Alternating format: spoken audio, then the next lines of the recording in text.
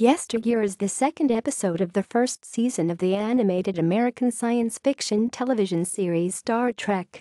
It first aired in the NBC Saturday morning lineup on September 15, 1973, and was written by veteran Star Trek writer D.C. Fontana.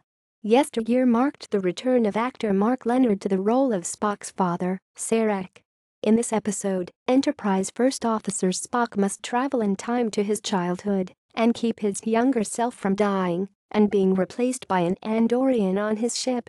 Plot: on stardate 5373.4, Captain Kirk and Spock return from a time-traveling research project they have been conducting with the use of the Guardian of Forever and Starfleet historians.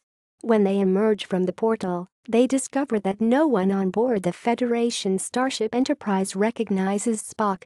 Kirk and Spock are further surprised to see that an Andorian officer, Commander Felon, has replaced Spock as first officer. In the new timeline, history has recorded that Spock died at age 7 undergoing the Cos-1 ordeal on Vulcan. However, Spock remembers that when he took the Cos-1, his life was saved by Sarek, an adult relative, when a desert creature with poisonous claws called a Lamatia had attacked them. While Kirk and Spock were in the portal, the Guardian and historians had run a scan of recent Vulcan history. The pair quickly realized that as they were observing the birth of Orion at the time, Spock could not have been in two places at once to save himself as a child.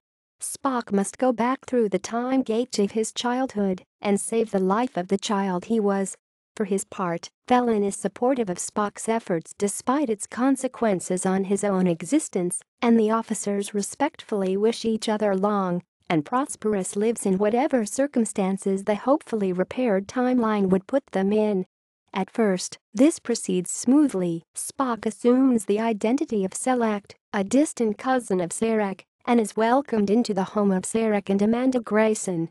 Sarek journeys into the desert to find his younger self and saves the boy. However, Yesteryear, Spock's pet Sarek, has been gravely wounded, and Sarek sends the younger Spock back to fetch a healer. Spock returns with the healer who tends to Yesteryear and informs Sarek and Spock that there is nothing he can do. Young Spock is offered a choice: either Yesteryear can be treated with medicines but will live in obvious pain, or his pet can be allowed to die with dignity. Young Spock chooses the latter, and Yesteryear dies peacefully. By making this choice, Spock has thus chosen the Vulcan way of life, logic and emotional control, and his elder self, successful in repairing history, returns to the restored present day, but not before teaching his younger self how to perform the Vulcan nerve pinch. Broadcast. According to the DVD text commentary for this episode, Los Angeles area stations aired this episode first, instead of Beyond the Farthest Star, the actual premiere episode elsewhere, because of favoritism allegations lodged by political opponents of George Takei, who was running for public office at the time. Instead of having to offer equal time to Takei's challengers, NBC stations in the LA area decided to air Yesteryear first, since it did not have any scenes with Hikaru Sulu, Takei's character, in it. Canonicity. Several concepts that first appeared in the animated series episode Yesteryear, including the forge in the city of Shikar, were later included in the Enterprise three-part story that started with the forge.